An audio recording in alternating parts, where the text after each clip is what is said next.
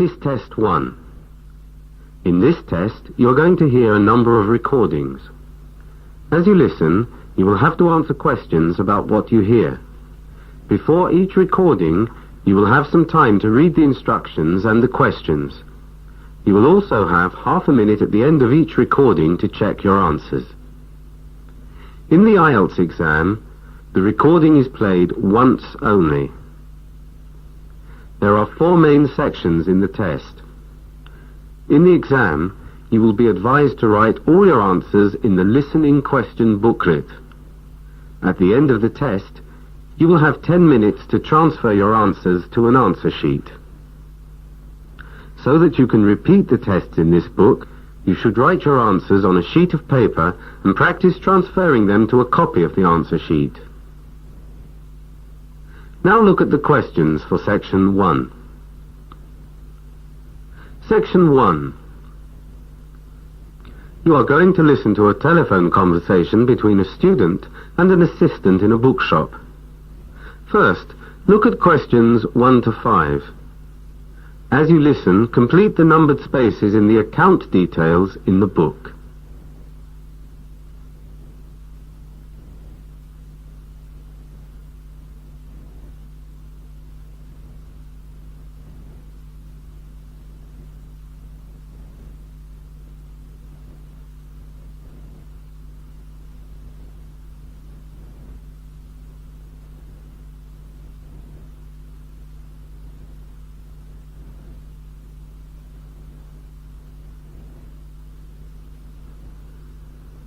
You can see that the first piece of information has been completed. The part of the conversation relating to this example will now be played for you.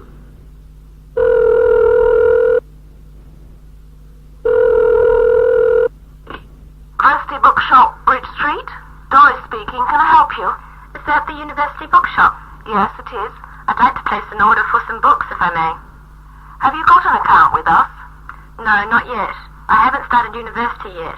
I'll be starting in October, but I'll be coming in early to have a look round and to get settled in and wanted to order some books. You can see that the student is new to the university and does not have an account. So the answer is no. Now the test will begin. Remember, you will hear the recording only once, so answer the questions as you listen. Now listen to the first part of the conversation and answer questions 1 to 5.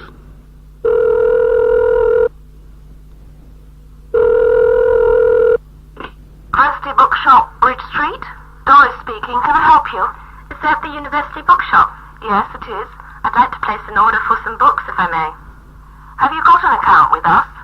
No, not yet. I haven't started university yet. I'll be starting in October, but I'll be coming in early to have a look round and to get settled in and wanted to order some books. Right, I see. Would you like to open an account? I don't know. Well, you get a student discount on all book purchases. Oh, how much is that then?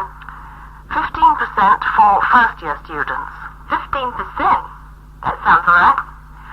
You just have to make sure that you settle your account at the end of each month. Okay, well, I might as well open one then. I just need to take down some details. Do you want the account to be at your term time address or your home address? They're the same.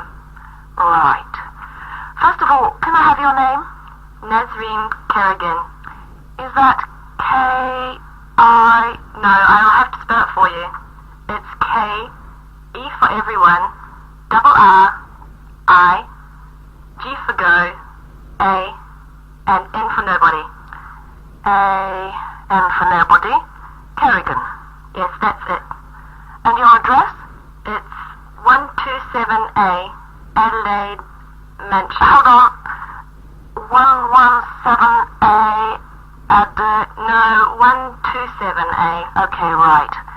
And Adelaide, that's A, D, E for everyone, L, A, I, D, and E for everyone. Yes, that's it. Then mansions. Mansions, right. Compton Street. Right. London. London. And the postcode? SE19, SE19, 7FT. 7 is 7F for Freddy and T for Tommy. FT, right. So let me just check that. 127A, Adelaide Mansions, Compton Street, London, SE19, 7FT. That's correct. And are you on the telephone? Yes. It's 0181 797 4882. 797 4882. 4882. Yes, that's it. Before the shop assistant and the customer continue their telephone conversation, look at questions 6 to 10. Space if the information is correct. If the information in the book is wrong, write down the correct information. You can see that there is an example in the book. For questions 9 and 10, there are 4 alternatives, A, B, C, and D. Decide which alternative is the most suitable answer and circle the appropriate letter. Right, that's that out of the way. And which books would you like to order? Well, I just want 4 books to start off with. Have you got Physics in the Age of Technology by Adriana Stern? Physics in the Age of... It's out of stock, I'm afraid. Oh, okay. Would you like me to order it for you? No. What about, Mathematics and Physics by Professor I. Lovett? Experimental... Just wait. Mathematics in Physics by Professor I.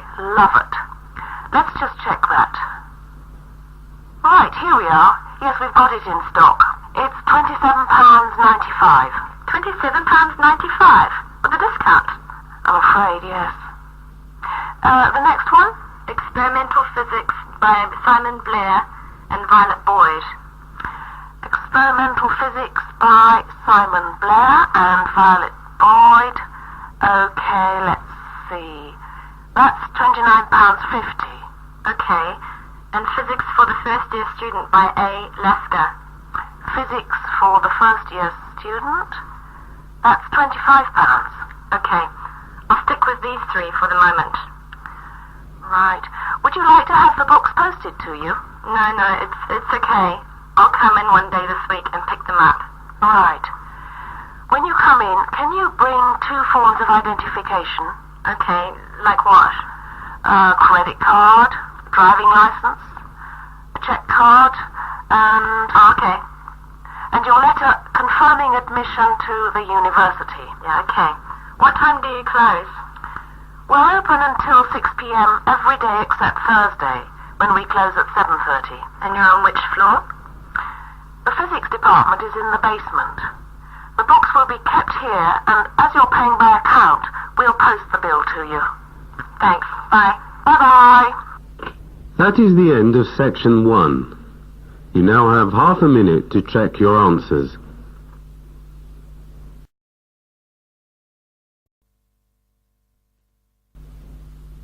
Now turn to section 2. Section 2. You are going to hear a talk given by one of the student counsellors at a university. First look at questions 11 to 14.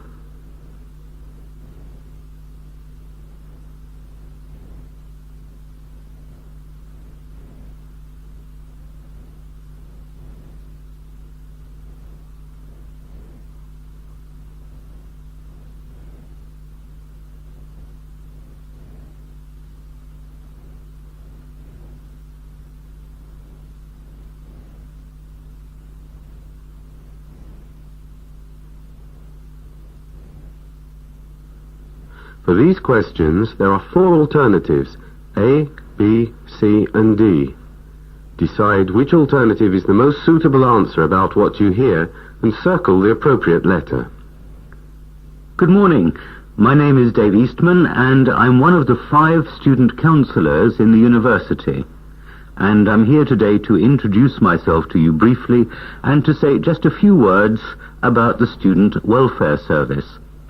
But before I begin, I'd like to thank your faculty head, Professor Anwar, for inviting me here to talk to you. At the end, I'll throw questions open to the floor. The service we offer is available on all 6 sites of the university campus. The 3 main sites have a counsellor available weekdays Monday to Thursday between 9:30 a.m. and 4 p.m. On this site, the office is situated in the Queen's Building on the 1st floor. I understand that all of you are based on this site, so I won't go into details about the others. Before the talk continues, look at questions 15 to 20.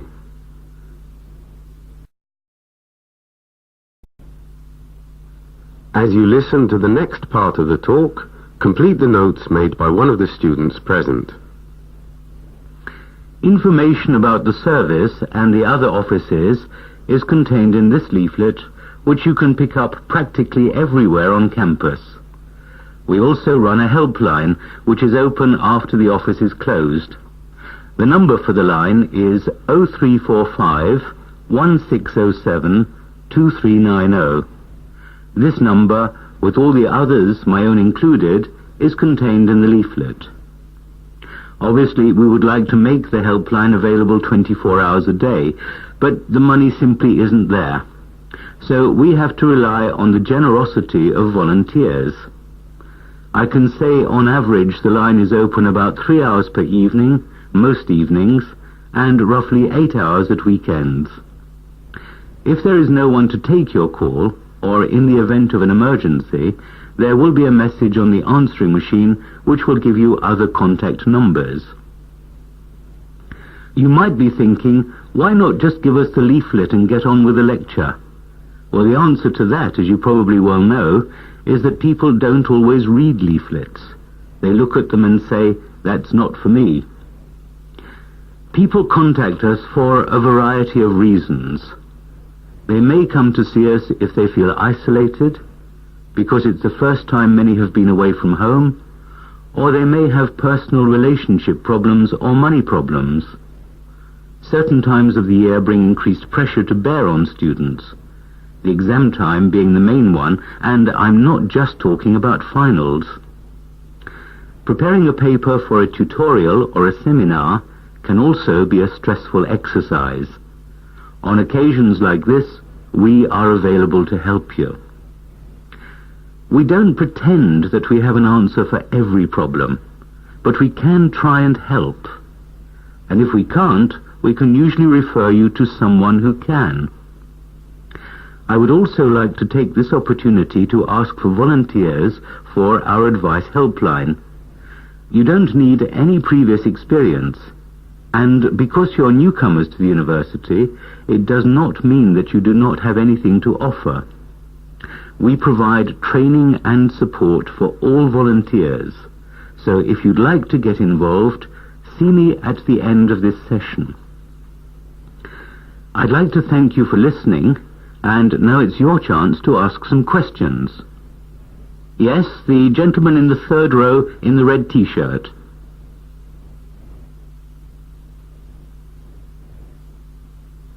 That is the end of section 2. You now have half a minute to check your answers.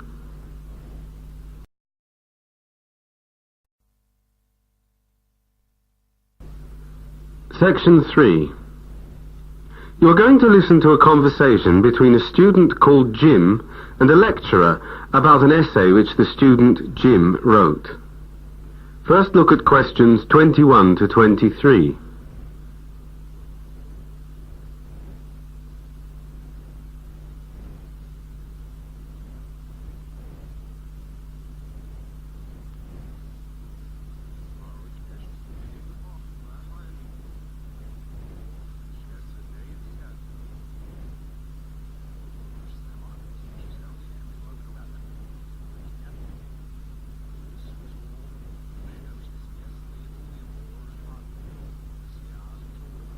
As you listen, answer the questions.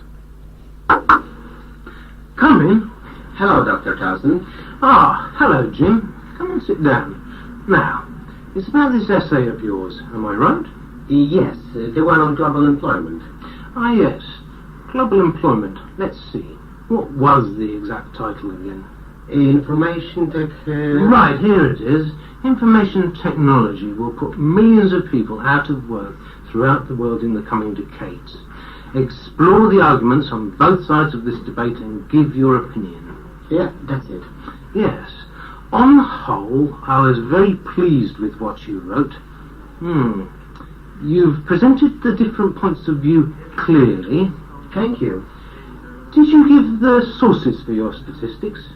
Yes, yes, I see. The World Bank and the OECD. Where did you get the figures from? On the internet. Right, I see. Okay, well, let's have a closer look. Okay.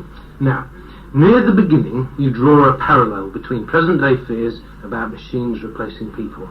Yeah. And the 19th century Luddites. It's an appropriate parallel, but don't you think it might be better to explain who the Luddites were? Well, I did think about it, but, Yes? I thought it might be a little bit simplistic. Well, yes, maybe, but a short sentence might help, just to show the connection between then and now.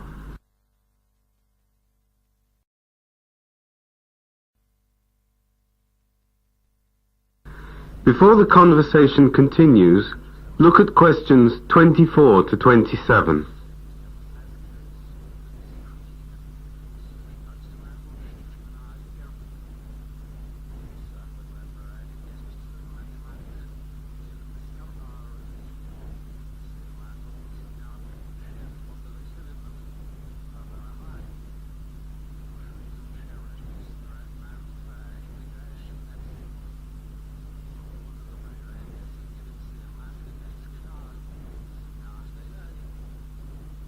In his essay, Jim mentioned 3 reasons for people's fears and 2 reasons why people's fears are unjustified. For questions 24 to 27, there are 2 alternatives, A and B. Decide which alternative is the most suitable answer and circle the appropriate letter. In the book, you can see that there is an example. Good. Let's move on then. Right. So, in the first paragraph, you describe 3 reasons for people's fears. IT is more pervasive in its impact than the effect of steam power or electricity, affecting service industries as well as traditional manufacturing. Second, IT is being introduced faster than earlier new technologies.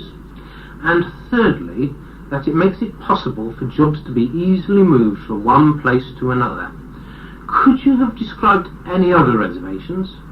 Well, I suppose I could have said that the richer industrial economies fear the easy transfer of their jobs to poorer and therefore cheaper economies, but I felt it was too restricted a fear.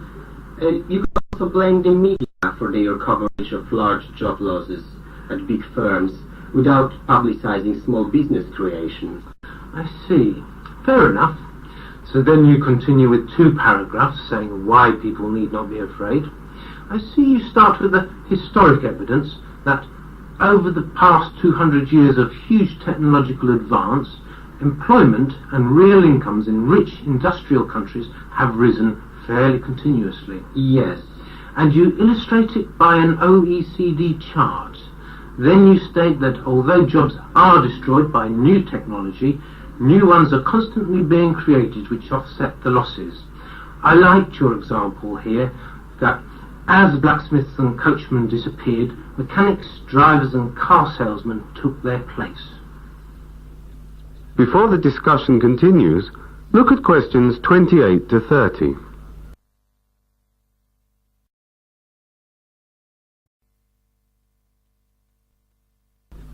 Before the discussion continues, look at questions 28 to 30.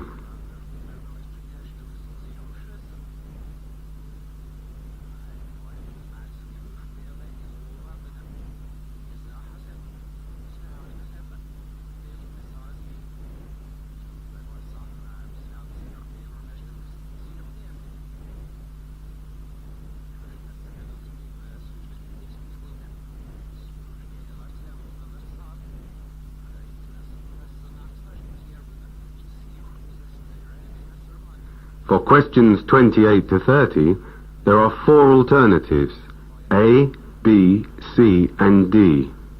Decide which alternative is the most suitable answer and circle the appropriate letter. Now, where were we? Yes, you said that although new technology may reduce the amount of labour necessary to produce a given volume of output, this doesn't necessarily reduce overall unemployment. Employment. Employment. Because technology can boost output and create new demand and new products. Yes. Perhaps you could have given some examples here of products which didn't exist 20 years ago. You mean things like VCRs, personal stereos, soft contact lenses? Yes, I suppose I should have done. And of course computers themselves, both personal and industrial. Good. So let's have a look at your conclusion.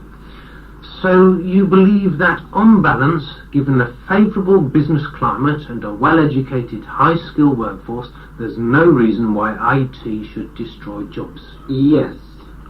You haven't explained what you mean by a favourable business climate.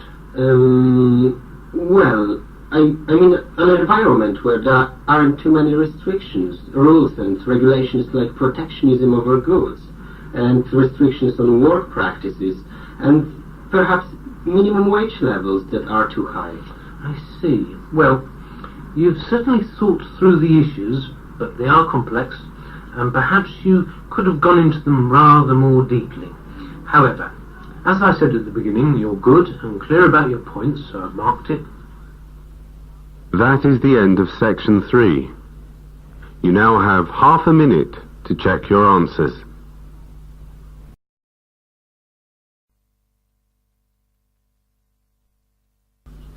Section 4.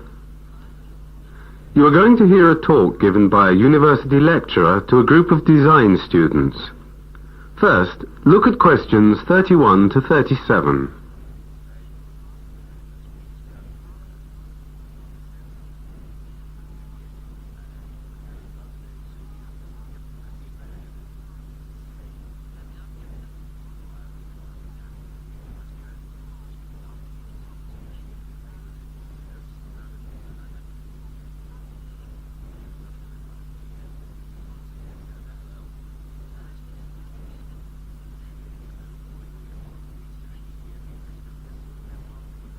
As you listen to the talk, complete the notes made by one of the students present. Good afternoon, and welcome to everybody. My name is Dr. Paulette Southfield, and I specialize in European product design in the Department of Product and Furniture Design. It's fallen on me to kick off your first term with the introductory lecture. And after much thought looking for a fancy title, I decided to call my talk today simply, What is Design For? What is design for is one of the most important questions that we seek to answer in this department.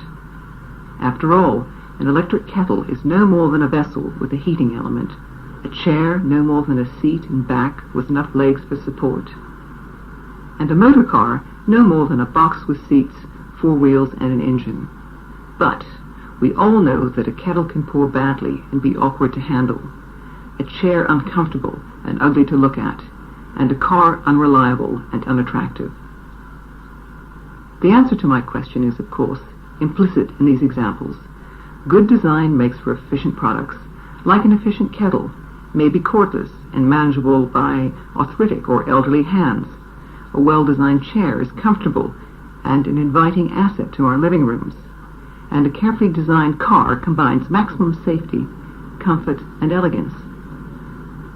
The conclusion we can draw from this is that the role of design, to paraphrase Terence Conran, is to ensure that things do the job they were intended to do, that they are well made and efficient, and that they're pleasing to use and to look at. There are, however, other reasons for the importance of design. Advertising and the media fuel the acquisitive nature of consumerism, but together with greater choice, they encourage a more discerning approach from the public, who can compare the qualities of one product with those of another. The aesthetic appeal of a bold new table lamp can be weighed against the charms of a dozen others, while the choice of a new personal stereo may involve its stylish appearance as much as its efficient function.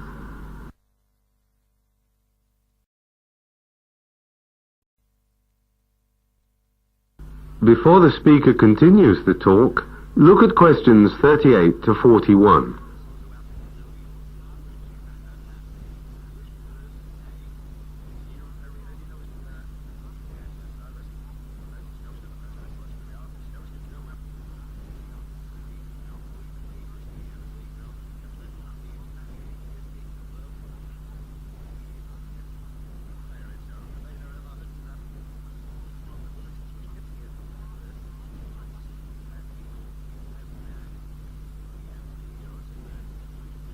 For these questions, there are 4 alternatives, A, B, C, and D.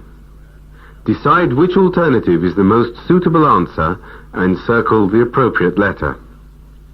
And yet there is another reason for the enhanced role of the designer in today's world of rapidly advancing technology. As the life cycle of every product grows ever shorter, the designer has to be working on an updated model as soon as the latest one is off the drawing board. Nowhere is this more evident than in the design of motor cars. The same technological advance has also made a huge impact in the field of medicine. And here the designer is involved in the development of new equipment, from the endoscope, the increasingly sophisticated dentist chair, and the robotic hospital porter, to the artificial hip replacement and other prostheses. Finally, we should not forget the role of design in the marketing wars. As manufacturers battle to enhance the desirability of their products over those of their competitors, the talents, imagination, and training of their designers are paramount. A proper appreciation of this factor can even be significant for national economies and their export markets. I'd like to end, though, with a few words on the relationship between good design and that elusive factor, quality of life. If we start by agreeing that living is more than just existing, we must admit that living with everyday things that are aesthetically pleasing as well as effective enhances that quality. Most of us react against things which are coarse, feeble, or pretentious, but are drawn towards things which embody efficiency, imagination, and style. In the words of French designer Roger Talon, design is first and foremost an attitude.